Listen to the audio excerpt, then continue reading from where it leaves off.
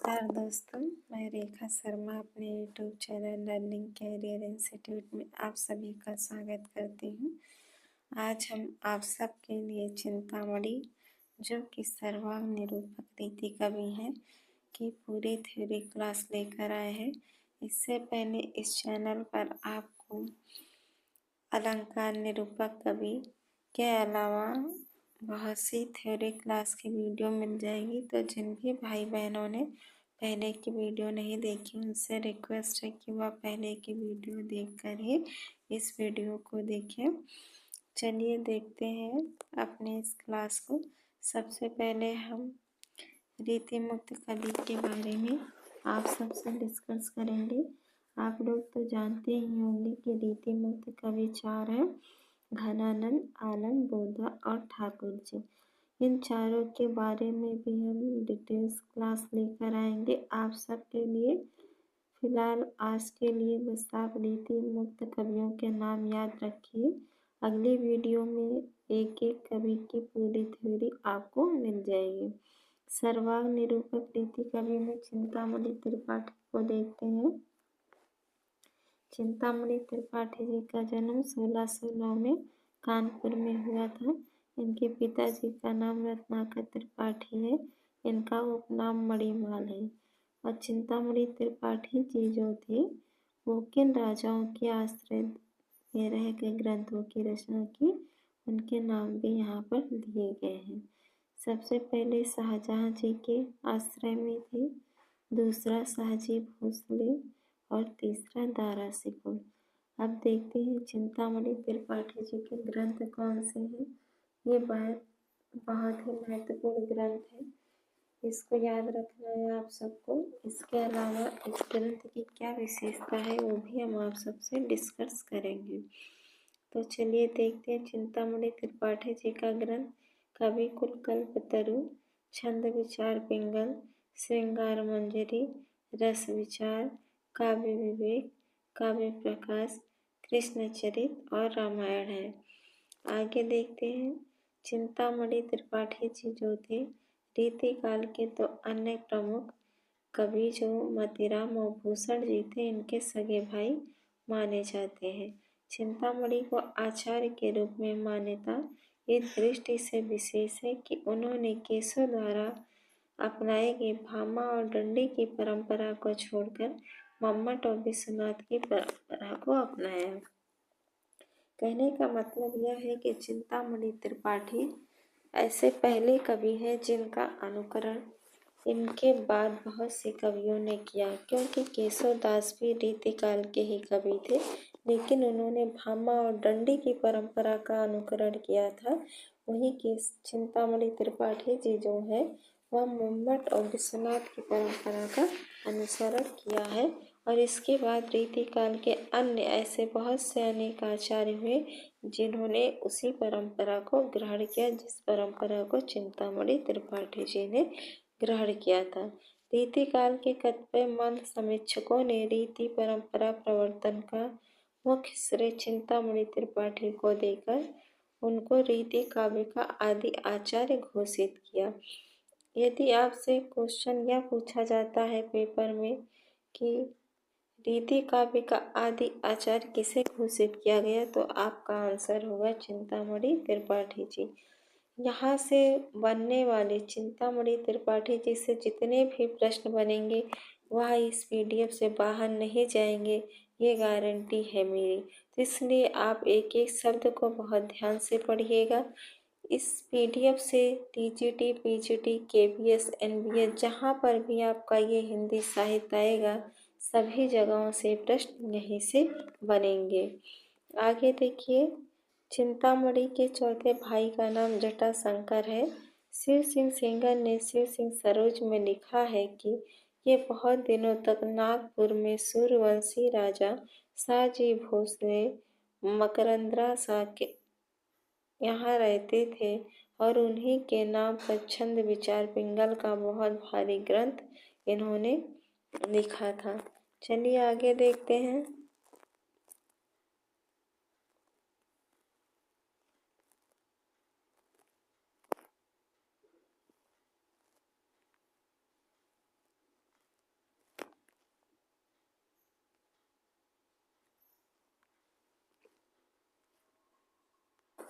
नमस्कार दोस्तों, मैं रेखा शर्मा अपने YouTube channel learning career institute में आप सभी का स्वागत करती हूँ। आज हम आप सबके लिए सर्वांग निरूपक कवि चिंतामणि त्रिपाठी जी को लेकर आए हैं। इनकी पूरी थ्योरी इस वीडियो के माध्यम से आपको दी जाएगी। इनके जन्म से लेकर इनके पिता का नाम क्या था, इनकी रचनाएं क्या हैं और इन रचनाओं के बारे में भी विस्तृत जानकारी आप सबको दी जाएगी। इससे पहले भी चैनल पे इसी तरीके से वीडियो अपलोड कर दी गई है थ्योरी क्लास की। तो जो भी भाई बहन आने वाली परीक्षाएं TGT, PhD, KVS, NBS, DTFL, SB, EMRS की तैयारी कर रहे हैं, उनसे रिक्वेस्ट है कि वह पहले के वीडियो जाकर देख ले, इससे उनको बहुत फ़ायदा मिलेगा। अब इस वीडियो के माध्यम से चिंतामणि त्रिपाठी जी से बनने वाला एक भी प्रश्न बाहर नहीं जाएगा, तो इसलिए वीडियो को बहुत ध्यान से देखिएगा। चलिए देखते हैं। रीति मुख्य कवि 4 हैं आपके, घनानंद, आलम, बोधा और ठाकुर जी। इन चारों के बारे में भी हम आपको थ्योरी क्लास देंगे, लेकिन आज हम पहले आपको सर्वांग निरूपक कवि चिंतामणि त्रिपाठी जी की थ्योरी क्लास दे रहे हैं। तो चलिए देखते हैं। चिंतामणि त्रिपाठी जी का जन्म 1609 में कानपुर में हुआ था। इनके पिताजी का नाम रत्नाकर त्रिपाठी था। इनका उपनाम मणिमाल था और ये शाहजी भोसले, शाहजहां, दारा सिकों के आश्रयदाता में रहते थे। ये इस तीनों जो हैं इनके आश्रय दाता थे और इन्हीं के आश्रय में रहकर इन्होंने कुछ ग्रंथों की भी रचना की है, जिसकी आगे हम चर्चा करेंगे। चिंतामणि त्रिपाठी जी का जो ग्रंथ है वह कवि कुल कल्पतरु, छंद विचार पिंगल, श्रृंगार मंजरी, रस मंजरी, काव्य विवेक, काव्य प्रकाश, कृष्ण चरित और रामायण है। चिंतामणि त्रिपाठी रीतिकाल के तो अन्य प्रमुख कवि मतीराम और भूषण जी के सगे भाई माने जाते हैं। चिंतामणि को आचार्य के रूप में मान्यता इस दृष्टि से विशेष है कि उन्होंने केशव द्वारा अपनाए गए भामा और डंडे की परंपरा को छोड़कर मम्मट और विश्वनाथ की परंपरा को अपनाया। कहने का मतलब यह है कि इनसे पहले केशवदास जी जो थे वह भामा और डंडी की परंपरा का अनुसरण कर रहे थे, लेकिन उन्हें चिंतामणि त्रिपाठी जी ने केशवदास के बताए हुए रास्ते पे न चलकर अपने विवेक का इस्तेमाल करते हुए मम्मट और विश्वनाथ की परंपरा को अपनाया। बाद में रीतिकाल के अन्य अनेक आचार्यों ने भी चिंतामणि त्रिपाठी द्वारा अपनाए गए ही मार्गों का अनुग्रहण किया। रीतिकाल के कतिपय समीक्षकों ने रीति का परंपरा प्रवर्तन का श्रेय चिंतामणि त्रिपाठी को देकर उनको रीति काव्य का आदि आचार्य घोषित किया। अब यहाँ से प्रश्न आपके पेपर में बन सकता है कि चिंतामणि त्रिपाठी जी को रीति काव्य का आदि आचार्य घोषित किया गया है, ये तो आप लिखा हुआ देख रहे हैं, लेकिन क्वेश्चन आपका इस तरीके से बनेगा कि रीति काव्य का आदि आचार्य किसे घोषित किया गया है। ऑप्शन में 4 विकल्प दिए जाएंगे, केशव देव, मतीराम और चिंतामणि त्रिपाठी। तो आपको चिंतामणि त्रिपाठी पर टिक करना है, मतलब उसको सही करना है। इसीलिए आपसे बार बार रिक्वेस्ट कर रहे हैं कि वीडियो को बहुत ध्यान से पढ़िए, प्रश्न यहीं से बनेंगे। चिंतामणि के चौथे भाई का नाम जटाशंकर है। शिव सिंह सेंगर ने शिव सिंह सरोज में लिखा है कि ये बहुत दिनों तक कानपुर में सूर्यवंशी राजा शाहजी भोसले मकरंदा शाह के यहाँ रहते थे और उन्हीं के नाम पर छंद विचार पिंगल का बहुत भारी ग्रंथ बनाया। अब आपसे यह पूछा जा सकता है कि छंद विचार पिंगल जो चिंतामणि त्रिपाठी जी की रचना है वह किसके आश्रय में रहकर इन्होंने लिखा, तो आप आंसर करेंगे शाहजी भोसले के। आचार्य रामचंद्र शुक्ल ने चिंतामणि के 5 ग्रंथों को ही प्रमुखता दी है। अब आपसे ये प्रश्न पूछेगा कि आचार्य रामचंद्र शुक्ल ने चिंतामणि त्रिपाठी जी के कितने ग्रंथों का उल्लेख किया है। तो आपको बताना है 5 ग्रंथों का। दूसरा प्रश्न आपसे यह पूछेगा, मतलब इन 4 ग्रंथ के नाम देगा, जिसमें से 3 ग्रंथ चिंतामणि त्रिपाठी जी के होंगे, एक ग्रंथ किसी और का होगा। तो आपसे यह पूछेगा कि इसमें से ऐसे कौन से ग्रंथ हैं जिसे आचार्य रामचंद्र शुक्ल जी ने मान्यता नहीं दी है या उनका उल्लेख नहीं किया है। तो आपको ग्रंथों को भी बहुत ध्यान से देखना है। पहला ग्रंथ छंद विचार पिंगल, दूसरा ग्रंथ काव्य कुल कल्पतरु, तीसरा ग्रंथ काव्य प्रकाश, चौथा ग्रंथ रामायण, पांचवा ग्रंथ कवित्त रामायण का उल्लेख किया है।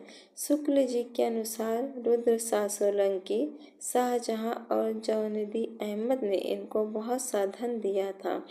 ये किसके अनुसार है? यह आचार्य रामचंद्र शुक्ल जी के अनुसार बताया जा रहा है कि इन लोगों ने चिंतामणि त्रिपाठी जी को बहुत सा धन दिया था, लेकिन धन कितना दिया था इसका उल्लेख इसमें नहीं किया गया है। डॉक्टर नगेन ने चिंतामणि के 9 ग्रंथों, अब यहाँ पर चिंतामणि के 9 ग्रंथ बताए जा रहे हैं। देखिए, रसविलास, कृष्णचरित, छंद विचार पिंगल, कवि कुल कल्पतरु, सिंगार मंजरी, काव्य विवेक, काव्य प्रकाश, कवित्त विचार, रामायण का उल्लेख किया है। दूसरा प्रश्न आपसे ये पूछेगा कि इसमें से डॉक्टर नागेंद्र ने, याद रखिएगा इस बात को, डॉक्टर नागेंद्र ने चिंतामणि त्रिपाठी जी के कितने ग्रंथों का उल्लेख किया है। तो आपको इसका आंसर बताना होगा। देख लीजिए, यहाँ से अंडरलाइन कर दे रहे हैं। 9 ग्रंथों का, ये सारे ग्रंथ आपको ध्यान देने हैं।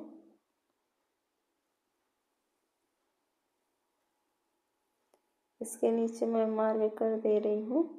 ये सारे ग्रंथ आपको बहुत ध्यान से पढ़ने हैं। 9 ग्रंथ का उल्लेख किया है। चिंतामणि के ग्रंथ कवि कुल कल्पतरु में 1333 पद हैं और यह 8 प्रकरणों में विभक्त है।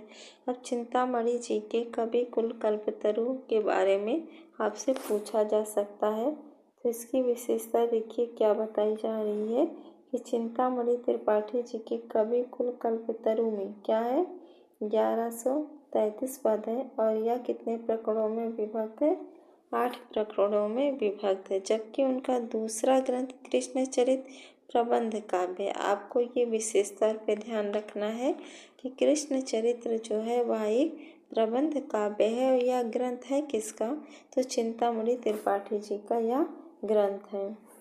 चिंतामणि त्रिपाठी केशव के पश्चात संभवतः प्रथम कवि हैं जिन्होंने भाषा को नियमानुसार व्यवहारित किया है। अब दूसरा प्रश्न आपसे यह पूछा जा सकता है कि भाषा को नियम के अनुसार व्यवहार के रूप में किसने प्रयोग किया। तो आपको आंसर करना है चिंतामणि त्रिपाठी जी को दूसरे नंबर पर। पहले नंबर पर आपके केशवदास जी थे। केशव के पश्चात संभवतः प्रथम कवि हैं जिन्होंने भाषा को नियमानुसार व्यवहारित किया है।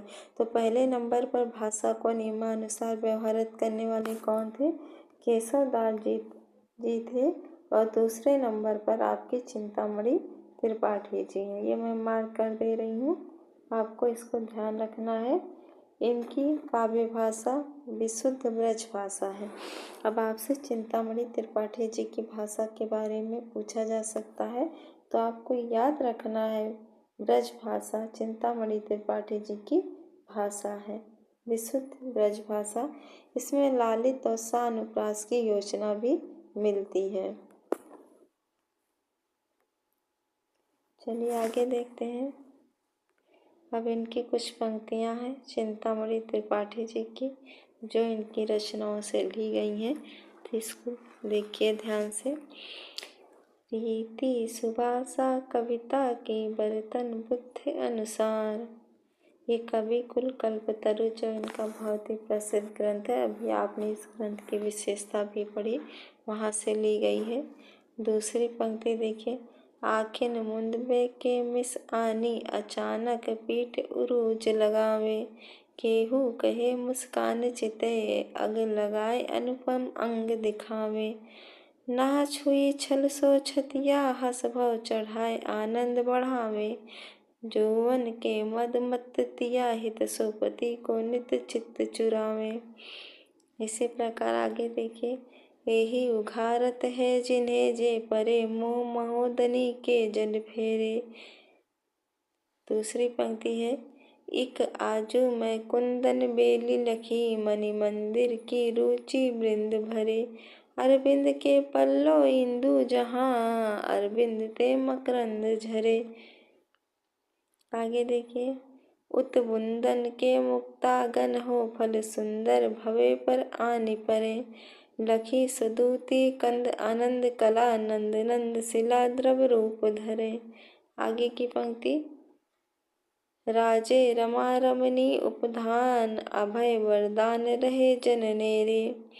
तो ये कुछ खास पंक्तियाँ थी चिंतामणि त्रिपाठी जी की, जिसमें से कुछ बहुत ही इम्पोर्टेंट है। जैसे आपकी ये पंक्ति हो गई तो विशेष तौर पर इन पंक्तियों को याद रखिएगा, मैं मार्क कर दे रही हूँ। ये इम्पोर्टेंट पंक्ति है जिसको याद रखना है आपको। उसी तरीके से ये भी इम्पोर्टेंट पंक्ति है, आप याद रखिएगा।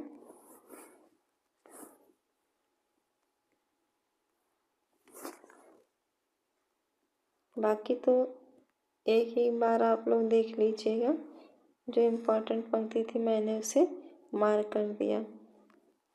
तो यदि आपको वीडियो अच्छी लगे तो प्लीज़ लाइक सब्सक्राइब कर सपोर्ट करिएगा।